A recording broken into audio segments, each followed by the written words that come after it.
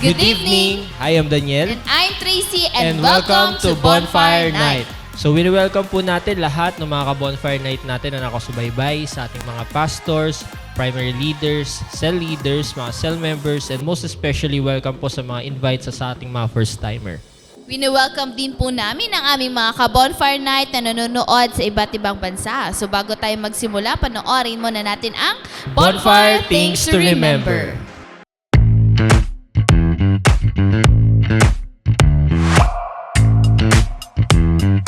Here are your bonfire things to remember. Bring your notebook, Bible, and ballpen. Open your heart to the message. Hashtag Puspus Yarn. No unnecessary activities while watching. Hashtag multitasker. Wag ganon.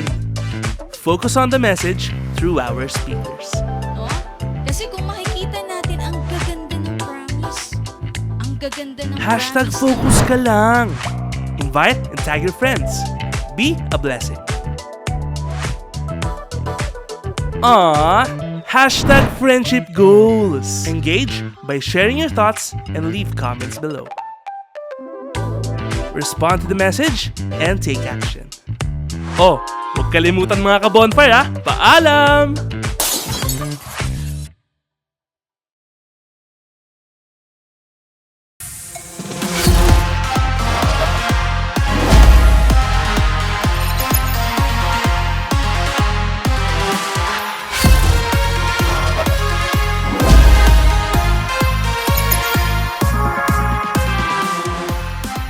So, praise and glory to God sa napanood po nating Bonfire Things to Remember. So, tandaan natin, no, yung mga reminder na ito is makakatulong sa atin for us na makapag-focus sa ating mga gawain. Then, alam ko, hindi lang to applicable sa Bonfire Night kahit sa panonood natin ng mga gawain natin sa online. So, maging practice po natin ito.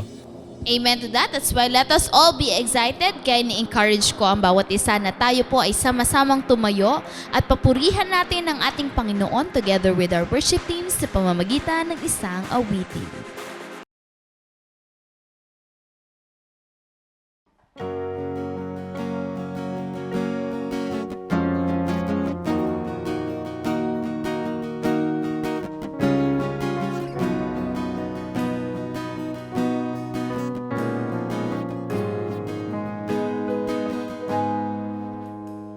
Jesus, beautiful Savior,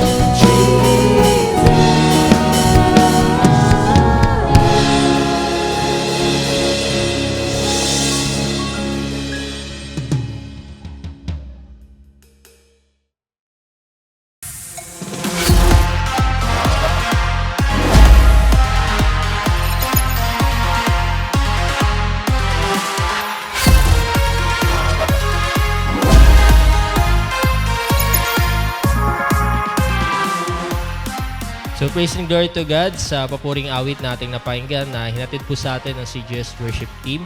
So ngayon, dadako na tayo sa pinaka-heart ng ating gawain, which is the Word of God or the message.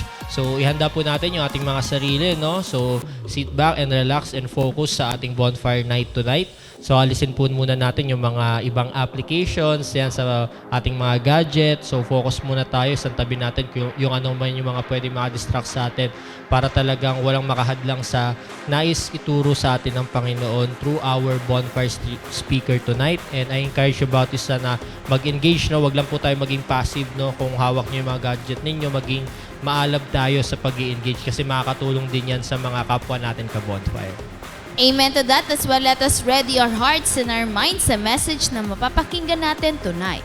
So for our speaker, so she is one of the primary 12 of CGS Las Piñas, a leader of leaders, part of multimedia team, and one of the bonfire admin, a teacher of School of Leaders 2, a professional. Let's welcome Verna Lovenia.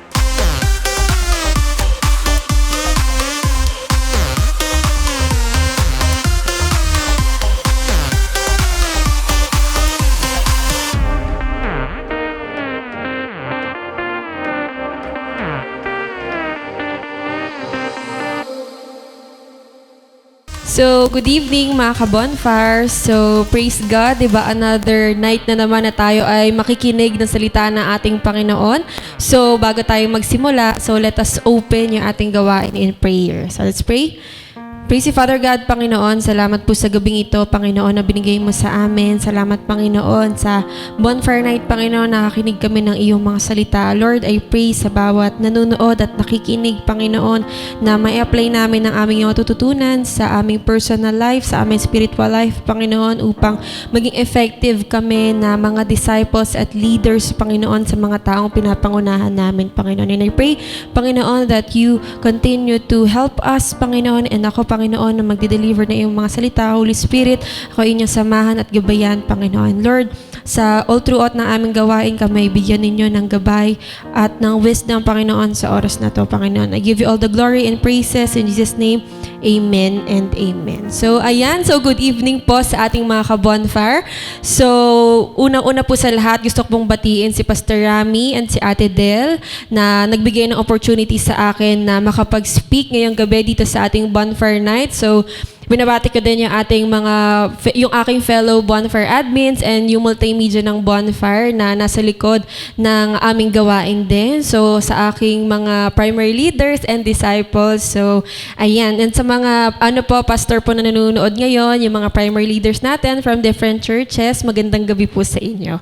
So, from the past weeks, nakita natin at na-remind tayo about having a new life, diba? So, sa mga previous na preachings, diba, napakinggan natin ano ba yung aim ng isang tao na merong new life, 'di ba? And then last week, 'di ba, natutunan natin ano ba yung nadadala sa atin kapag meron tayong new life. So, ngayong gabi, naisip ko or yung heart ng nais kong iparating sa bawat isa sa atin is ma-evaluate natin yung ating mga sarili. Kasi ako in-evaluate ko din yung sarili ko. Kasi yung topic na pinag-uusapan natin, di ba, every week sa bonfire is about new life. So sa akin, naisip ko, ano ba yung mga evidences, di ba, kapag kang isang disciple ay merong new life in Christ, di ba? So mahalaga na tayo bilang mga disciples, evident talaga sa atin yung pagkakaroon natin ng new life, 'di ba? New life in Christ, 'di ba? So hindi lang tayo kumbaga basta disciples, but we have a new life in Christ, 'di ba? So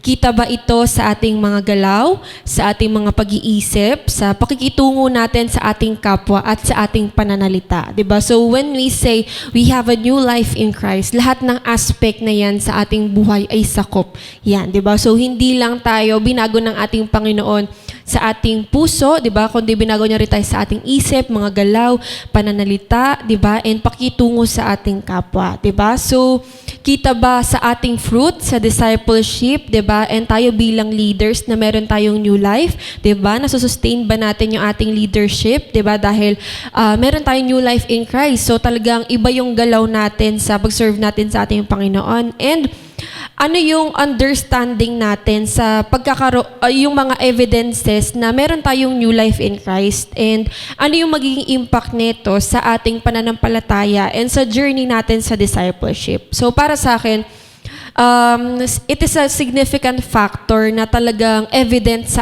atin na meron tayong new life, 'di ba? So yun yung in-evaluate ko rin sa aking puso at isip, 'di ba? Kung mismo sa akin ba nakita na meron akong new life in Christ, or kilala lang ako ng mga tao na sa church, or kilala lang tayo ng mga tao na active sa church pero sila ba ay nabibless, 'di ba? So kapag tayo ay mayroong new life in Christ, 'di ba? Tayo ay blessing sa ating kapwa, 'di ba? So along the way, 'di ba, ngayong 2024, alam ko may mga tao na talagang sobrang sinubok talaga ngayon kahit na ilang months pa lang, 'di ba? Pero nakita ko na at na-evaluate ko ang aking puso at isip na talagang kapag meron tayong new life in Christ, nasusustain natin siya, 'di ba? We are always doing our best to have a stable and sane mind, 'di ba? Spiritual life natin. And talagang masusustain natin ito, 'di ba? Yung ginagawa natin sa vision, if talagang namumuhay tayo bilang isang tao na merong new life in Christ, 'di ba? So ngayon, let us open our Bibles sa verse sa Ephesians 4:22 to 24. So sabi dito, that in reference to your former manner of life, you lay aside the old self which is being corrupted in accordance with the lust of deceit, and that you may be renewed in the spirit of your mind and put on the new self which is in the likeness of God, has been created in righteousness and holiness of the truth. Ayan. So praise God sa salita ng ating Panginoon na ating binasa. So ito, verse natin ngayon ay sinulat ito ni Apostle Paul to the Ephesian church, and ina-encourage niya ang mga believers na talagang alisin yung kanilang mga old ways and talagang i-embrace yung new life in Christ, diba? So ine-emphasize nito yung transformative power of the gospel, 'di ba? Likening the process to taking off yung kanilang mga old self and putting on yung new self, 'di ba? Yung parang ine-encourage sila na take off your dirty clothes and put on the clean ones, 'di ba? So ang mga verses na to, it underscores the ongoing journey of sanctification and the renewal of the mind by the Holy Spirit, encouraging believers to live in alignment with their new identity in Christ, diba? So, importante talaga na tayo mismo, ina-align natin yung ating new identity in Christ, diba? Kasi yan yung central focus sa discipleship, diba? So, we lead people, we disciple people na talagang meron tayong new life in Christ. So, bakit? Kasi ito yung makakatulong sa atin for us to be effective in doing the vision, diba? So, yung new life in Christ natin, dapat evident yan for us to attract people, diba? So, minsan, madali talaga makawin ng mga soul sa ating Panginoon kapag tayo ay talagang nakikita sa atin yung pagkakaroon natin ng new life in Christ, diba? So, ito yung ang heart or yung theme ng message natin for tonight is embracing the new life, evidences of transformation in Christ, diba? So, makita natin yung beautiful truth, diba, na ano ba yung iibig sabihin ng pagkakaroon ng new life in Christ, diba? So, ngayong gabi, ma-explore natin ano ba yung mga evidences of transformation, diba, na manggagaling dun sa verse na binasa natin. So, as we journey together in discipleship, di ba, kailangan tayo mismo ay ma-encourage and ma-challenge na yung profound work of renewal that God desires to accomplish within us ay makita talaga sa atin, di ba? So, yung new life na meron tayo, dapat evident siya sa ating lahat para hindi maging burden sa atin yung ginagawa natin. Kasi kapag tayo ay mga disciples, pero nandiyan pa rin yung ating old self, di ba, mabibigatan tayo sa ating ginagawa for the Lord. So, hindi natin siya makita as privilege and blessing. So, ano nga ba yung mga evidences, 'di ba, na tayo ay merong that we are embracing the new life in Christ and talagang meron tayong transformation in Christ. So first is putting off the old self, 'di ba? So matatagpuan 'yan sa Ephesians 4 verse 22. So sabi doon, that in reference to your former manner of life, you lay aside the old self which is being corrupted in accordance with the lust of deceits. Diba? Itong first point natin, di ba, it centers yung necessity na ng pagpuput off natin ng ating old self, di ba? So sa verse na ating binasa dito sa Ephesians 4:22,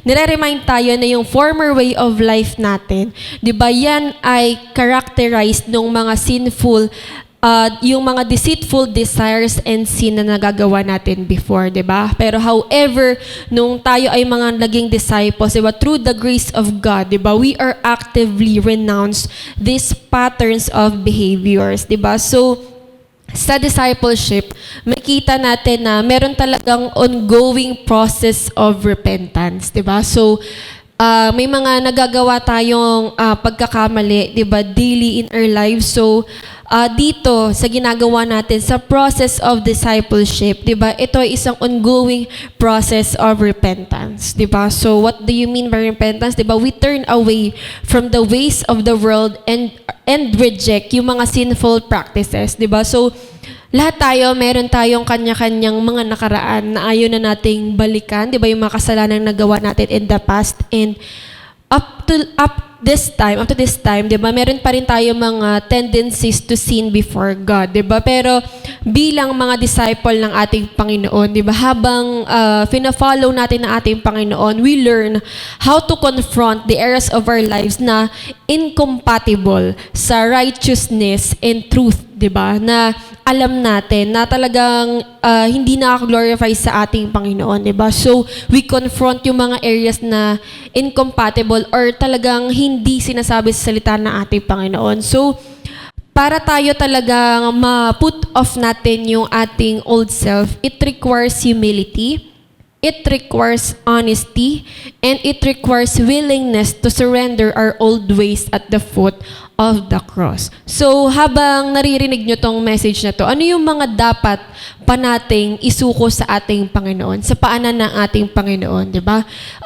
Pwedeng may mga areas in our lives pa tayo na hindi natin nasuko sa ating Panginoon, so it requires humility. It requires honesty. Madali talaga mag-serve sa ating Panginoon if we are honest about our situation, 'di ba? When we say we have a new life, 'di ba? We are willing to put off our old self, 'di ba? We put off our old self. So we are honest before God that, Lord, this is my weakness. Ito po yung mga bagay na nagagawa kong mali. I pray na tulungan mo po ako. Kasi pwedeng ito yung mga bagay na makapaghinder sa atin for us to serve God to our fullest, diba? So, importante na talagang ma-emphasize or mabigyan natin ng attention yung pagpuput off ng old self natin, especially sa discipleship. Kasi, yun nga, kapag meron pa tayo nito, yung mga old ways natin, ito yung naghihinder sa atin na yung ability to embrace fully, di ba, yung talagang new life in Christ. Di ba, na talagang mamuhay, di ba, yung ma-maximize natin and talagang makita na evidence sa atin na meron tayong new life in Christ, di ba? So, evident po ba sa atin na talagang pinut off na natin yung ating old self, di ba? 100% na ba nating inalis yung ating lumang pagkatao, di ba? So, sometimes mahirap po talaga mag-invite ng mga tao if meron pa tayong mga old vices, di ba? Meron pa tayong mga things in our past or yung mga sins, kasalanan, di ba, sa ating nakaraan, or we are afraid to be honest or hindi tayo 100% naging honest sa ating mga sarili. Yung mga dapat nating alisin talaga na nakakahinder sa growth natin spiritually. Di ba? So, we cannot invite people if ganun po yung ating mindset. Di ba? So, sometimes hindi naman talaga ikaw nahihirapan bumuo ng cell group. May ayaw ka lang isuko, 'di ba? So sometimes hindi naman sa wala kang time mag-OVE, meron ka lang mas priority, 'di ba? So we are not yet putting off our old self 100%, 'di ba? So sometimes pinipili lang natin ano yung gusto nating alisin, 'di ba? Pero yung some of our comfort zones ayaw pa natin. That's why na babara yung dapat nating patunguhan or yung dapat nating maging breakthrough sa ginagawa natin sa discipleship. So, when making disciples, di ba, it's crucial to help individuals recognize and let go of their behaviors, yung mga attitudes and patterns of thinking that are contrary to the teachings of Jesus, di ba? So, crucial talaga na mag-serve or talagang mag-disciple, di ba? Kasi may mga tao na kumbaga hirap na i-put off yung kanilang mga sinful, deceitful desires and sins. Kaya nga dapat tayong mga leaders and tayong mga disciples, tayo yung talagang nagtitake the lead and tayo nag-i-initiate mismo sa ating mga sarili. Kasi minsan, at the end of the day, di ba, tayo rin yung makakaway sa ating mga sarili. Kamusta ba yung relationship natin sa ating Panginoon, di ba? Kasi ako naniniwala ko na we can only sustain doing the vision or being here in discipleship if we completely put off our old self. Kasi kapag hindi pa tayo sinosurrender, it means na mahihirapan tayo na mag-serve sa mga tao kasi meron pa tayong kumbagang reservation sa ating mga sarili. So, kapag when we shed our old ways, di ba, ang mga disciples or tayong mga disciples, we can experience true freedom and alignment with God's purposes, diba? So it enables us to become more effective ambassadors for Christ, diba? So i-comment nga natin, I am an effective ambassador for Christ, diba? So we can only be an effective ambassador for Christ if we completely put off our old self, diba? So it's tiring, diba, to live for the world, diba? So tayong mga leaders and disciples, may mga tendencies pa rin tayo na may mga gusto tayong i-reserve for ourselves, pero at the end of the day, tayo rin po yung napapagod. Kaya this message is encouraging us na this year, isuko na natin yung mga bagay na alam nating hindi nakakalugod sa ating Panginoon. And yan yung nagbibigay ng bara na patunguhan natin yung dapat na maging breakthrough natin sa ginagawa natin sa vision. Kasi hindi talaga tatalab yung mga naririnig nating mensahe or mga downloadings natin kapag meron ka in mind na or may mga ginagawa ka pa na ayaw mong isuko sa ating Panginoon. May mga ginagawa pa tayo na kumbaga ayaw nating alisin kasi komportable ka pa, di ba? Imagine yung picture ng isang tao na ayaw alisin yung kanyang old self, di ba? Parang meron kang maduming damit na suot-suot na kahit na hindi na nakakabuti sa'yo, di ba? Nakakabaho na sa'yo, pero ayaw mo pa rin alisin kasi comfortable ka doon, di ba? So it's time to put off yung maduming suot-suot natin and replace it with a clean one, di ba? Ang new life in Christ natin. So, meron na tayo nito, di ba? We have a new life in Christ, but I believe tayo mga disciples and leaders, we need to be humble, to be honest, and to be willing na talagang patuloy na isuko yung ating buhay sa ating Panginoon. Diba? Sabi ko nga kanina, sa discipleship, ito talaga yung merong process of repentance, diba? Ongoing process of repentance sa ating Panginoon, diba? Yung mga bagay na hiningi na natin ng tawad sa ating Panginoon, diba? Mahiya na tayong mag-sorry, diba? Kapag inulit pa natin, diba? So, yan yung ating first point, putting off the old self. So, sa second point natin, being made new in the attitude of your minds. Diba? Sabi sa Ephesians 4:23, and that you may be renewed in the spirit of your mind. Diba? So, makita natin dito, ang in-highlight naman dito sa ating second point, dito sa verse na binasa natin, is yung transformative power of renewing our minds. Diba? So, dito sa Ephesians 4:23, sabi diyan, and that you be renewed in the spirit of your mind, diba? So, ini-encourage tayo na talagang magkaroon to be made new in the attitude of our minds. Kasi nga, everything starts in the mind, diba? So, when we condition our mind na magiging leader ako, this year, magiging leader ka na, diba? Pwede nga after ilang buwan lang maging leader ka na, diba? So, when you condition your mind, even if we are struggling na magpapatuloy ako sa vision, magpapatuloy ka. And habang nagpapatuloy tayo, di ba, pinapatibay tayo ng ating Panginoon, di ba? made new in the attitude of our minds. Etong statement na to, is it evident, 'di ba, sa ating mga buhay? 'Di ba? So if we have a new life, the attitude of our minds are transformed too.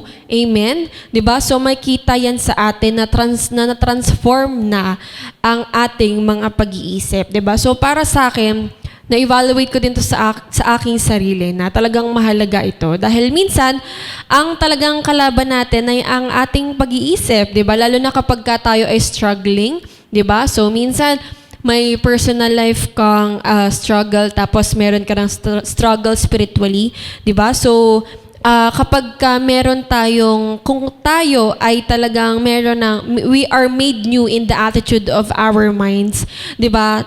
Kaya nating mag-persevere and manatiling determined as we do the vision, 'di ba? Kapag meron tayong new life, 'di ba? Our minds are decisive, 'di ba? Hindi pa bago-bago ng isip na kahapon kaya ko, ngayon hindi ko na kaya, 'di ba? So we are made new in the attitude of our minds. So 3 to 5 years from now, 'di ba? Naisip ba natin, what is my current state in the vision? 'Di ba? Ganito pa rin ba ako?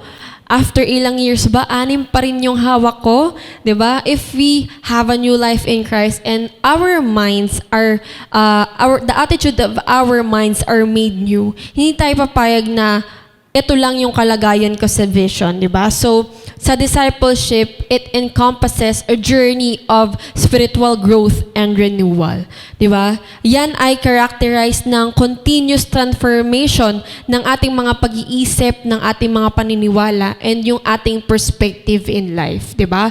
So, through the indwelling of the Holy Spirit, di ba?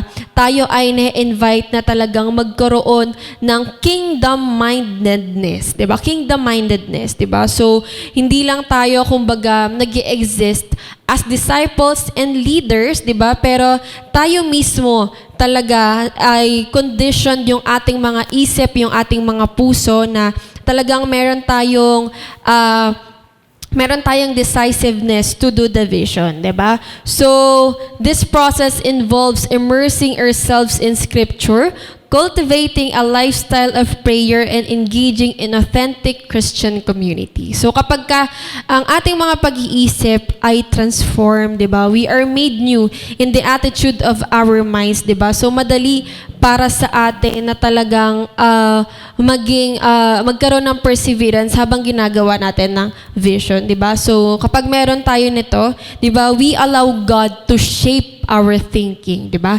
Hindi natin na-allow na ma-shape ng mundo yung ating pag-iisip, di ba? Minsan, madali tayo madala sa mga nababasa natin sa social media kasi hindi ang Panginoon yung kumukontrol sa ating pag-iisip. So, we must let God shape our thinking, di ba? So, we experience, kapag meron tayong, our minds are made new, di ba? Na meron talaga tayong renewed mind, di ba? Sa pagkakaroon natin ng new life, di ba? So, we experience yung profound shift ng ating mga desires, ng ating mga priorities, and ng ating values, di ba? So, lahat yan, talagang naka-align sa ating purpose, 'di ba? Which is loving God and loving people, 'di ba? So, kapag ang ating mga pag-iisip, 'di ba, it is being made new in the attitude, 'di ba, ng ating minds, 'di ba? Yung ating mga desires, yung mga priorities natin, yung mga values natin in life, aligned yan sa ginagawa natin sa vision, 'di ba? And ang ating mga attitude, 'di ba? So yung ating mga minds, 'di ba? Talagang blessing tayo sa ating kapwa. Ayan. So ang ating third is putting on the new self. Ayan. So matatagpuan sa Ephesians 4:24. And put on the new self, which is in the likeness of God, has been created in righteousness and holiness of the truth. So dito sa ating final point, it emphasizes the call to put on the new self, created to be like God in true righteousness and holiness. Amen?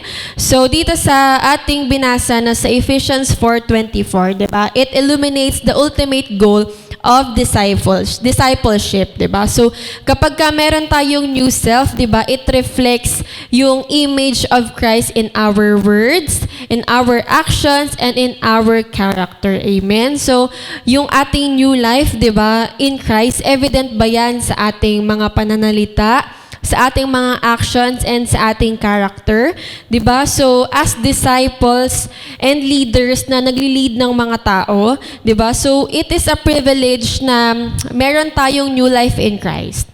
So nabigyan tayo ng privilege to lead people. So ito talaga yung dapat nating makita na talagang ito yung purpose natin in life. So kapag ka sinabi natin we have a new life in Christ, 'di ba? We have put our new self. Meron tayong purpose, 'di ba? Nagiging fruitful tayo as we do division, 'di ba? So tayong mga disciples and leaders, talagang pinapahalagahan natin yung ginagawa natin for the Lord. That's why let us evaluate ourselves. Nasusustain ko ba yung new life in Christ? Or baka matagal na akong leaders and disciples pero hindi nakikita yung bagong ako, yung buhay na talagang nakaka-glorify sa ating Panginoon. Baka ang nakita pa rin sa akin is yung pamumuhay ko before, yung old self ko. That's why hindi ako nagpo-push through or nagle-level up sa ginagawa natin sa vision, di ba? So, we can be efficient, effective, and successful sa ginagawa natin sa vision if we sustain our new life in Christ as disciples. So, kapag ka na-feel natin or na-evaluate natin yung ating mga sarili, kasi kapag ka tayo ay merong healthy spiritual life, madali para sa atin na maging sensitive sa progress natin sa discipleship. Amen? So kapag nakita natin na ganito pa rin yung status ko, stagnant pa rin ako, or hindi ako nagiging blessing sa aking paligid, pwedeng may hindi pa tayo talaga nasusurrender sa ating Panginoon. So, as we read our Bibles every day and we pray to God, 'di ba? So we walk in obedience to His words, 'di ba? So we are transformed into vessels of His grace and love, becoming agents of reconciliation and redemption in a broken world. So kapag ka tayo, we put on our new self, ano yung nagagawa natin? So we are transformed into a vessels of God's grace and love. Nagiging agents po tayo ng reconciliation and redemption ng ating mundo na kumbaga maraming broken people. So, makita natin na marami na po talagang nangyayari sa ating mundo, 'di ba? There's so much happening sa ating mundo. So, kailangan ang ino-offer natin as we put on our new self, we put on our new self, talagang tayo mismo, we extend compassion to other people by loving them and winning them to Christ. So every successful disciples and leaders live a new life in Christ. Amen? So, huwag tayong maging complacent na tayo ay matagal na sa church, tayo ay matagal ng mga leaders, 'di ba, na hindi na natin binabantayan yung ating mga galaw.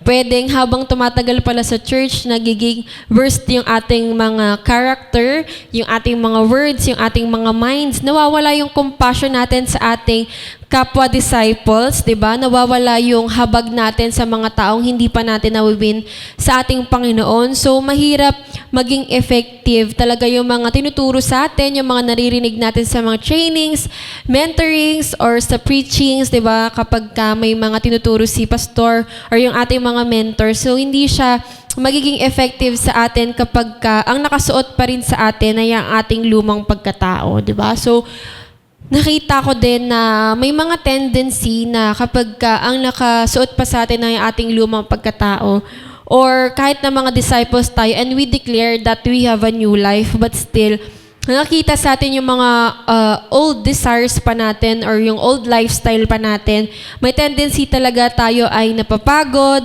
nagrereklamo, 'di ba? May mga nabubuong tanong sa ating isip, kaya ko pa ba 'to? 'Di ba? Para ba ako dito? May mga ganun tayong question in mind kapag hindi talaga healthy yung connection natin sa ating Panginoon.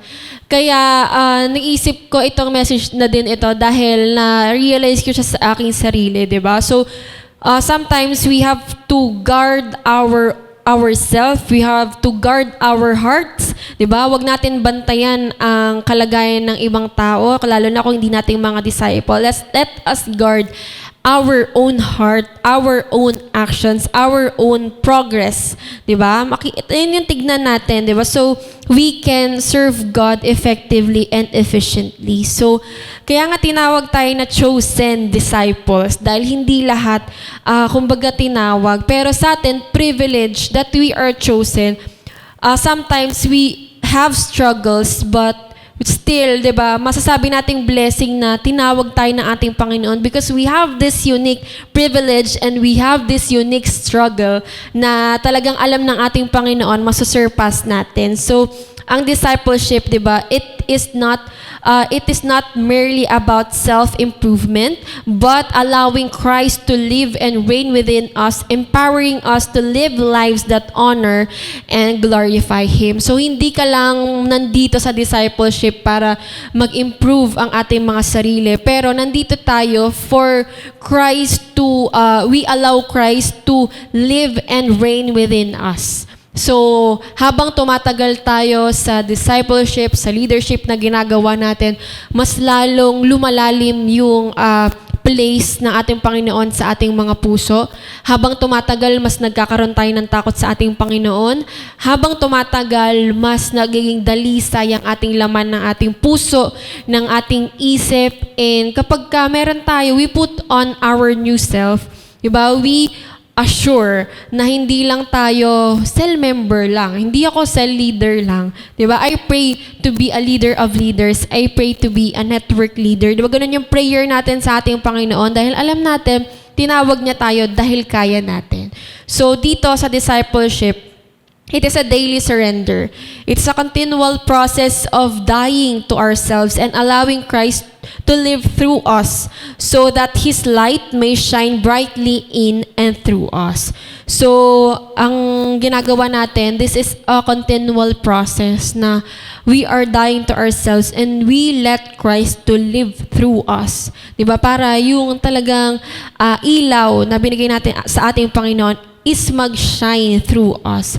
So, in putting on the new self, isa itong foundational aspect sa discipleship because it involves embodying the character and attributes of Christ. Amen? So, when we make disciples, necessity talaga or essential talaga na tayo mismo, di ba? We must embrace our identity as new creations in Christ and actively live out our faith in our daily life. So this transformational process involves cultivating virtues such as love, compassion, humility, and forgiveness, which are essential for effective witness and ministry. So kapag pinut-on natin yung ating new self, di ba? Tayo mga disciples, we must reflect the image of Christ in the world, to the world, and become instrument of God's grace and reconciliation, impacting others for the kingdom. So sa atin, make sure natin na nakasuot sa atin yung ating new self, di ba? Huwag natin hayaan na tayo mismo, tumatagal tayo sa ginagawa natin sa vision na meron tayong mga bagay na hindi pa natin sinusuko sa ating Panginoon. Amen? So, sa ating conclusion, as we journey together with Christ, let's leave our old ways behind, renew our minds, and live out the new life He gives us. Let's trust that God will finish what He started in us, and let's remember that with this new life, we're inspired to share the good news and help others follow Christ too. This is the heart of discipleship. Growing in our own faith while helping others do the same. May our lives show others the amazing love of God and lead them to find the same joy in Jesus. So this message, itong message natin ngayong gabi na embracing the new life, yung evidences of transformation in Christ, sana makita to, I pray na makita to sa atin. So, we must put off our old self, diba? Yung ating mga pag-iisip, it is being made new in the attitude of our minds, our own minds, and we put on our new self. So, for us to be effective and efficient sa vision and mawala na sa vocabulary natin yung salitang napapagod ako or nagda-doubt tayo sa ginagawa natin. Di ba? Ilang years ka na, ngayon ka pa nag-doubt. Di ba? Ilang years ka na sa vision, ngayon ka pa nag-iisip kung para ka ba dito. Di ba? So, kailangan talaga sa atin, i-evaluate natin yung ating mga puso. Baka hindi na nakikita sa atin yung pagkakaroon ng new life in Christ, diba? So, bago tayo mag-end, so let us close in prayer. So, let's pray. Praise you, Father God, Panginoon. Salamat po sa message, Panginoon, na aming napakinggan. I pray, Panginoon, sa bawat disciples and leaders that are struggling right now, Panginoon. So we pray, Panginoon, na 100% we can surrender our life to you. Man may mga bagay man kaming nagawang mali, Panginoon, we come in humility, Panginoon, that we want to surrender everything that hinders us to have our breakthrough sa vision, Panginoon. And we pray, Panginoon, sa lahat, Lord, nang nanunood sa oras na to sa bonfire, na lahat, Panginoon, maging cell leader, maging leader of leaders, Panginoon. May mga, kami mismo, Panginoon, marami kaming mga mawin na mga malapit sa amin, Panginoon, yung mga tao sa paligid namin, sa iyong paanan, for them to experience the joy, the peace that comes only from you, Panginoon. Thank you, Lord, and we give you all the glory and praises. In Jesus' name, amen and amen. So, salamat po sa ating mga ka-bonfire. God bless.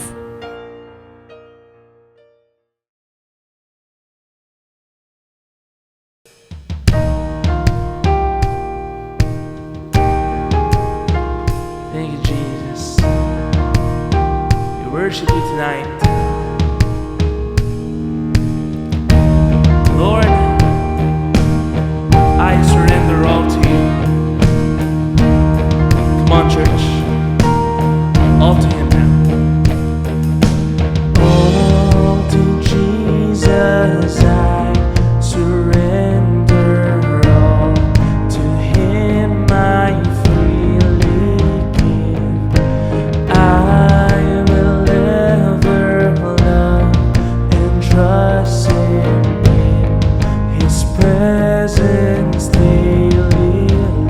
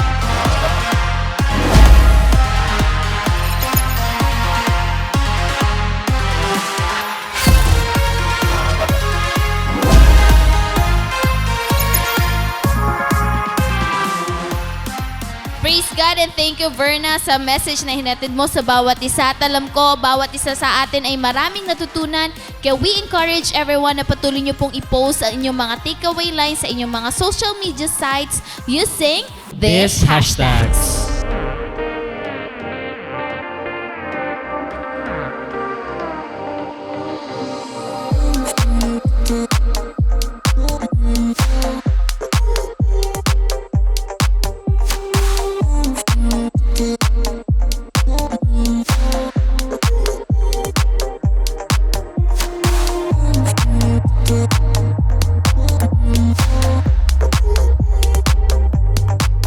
So yun, purihin ang Panginoon po sa natapos nating bonfire night at maraming salamat din po sa mga nanatili hanggang wakas ng ating gawain. So we continue to encourage yung bawat isa na talagang dumalo sa ating bonfire night every Friday, 7 p.m. Talagang spread natin po ito, no? At talaga, Thursday pa lang, nirarally na natin.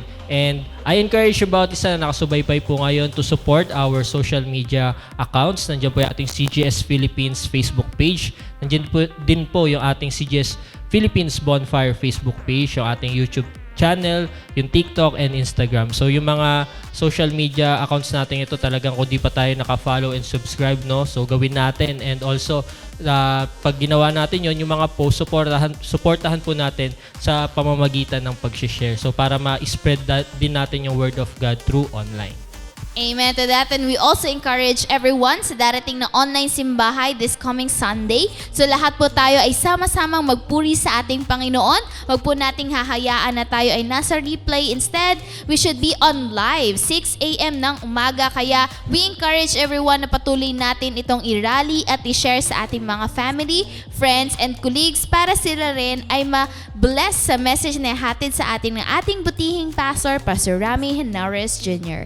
So, thank you and God bless.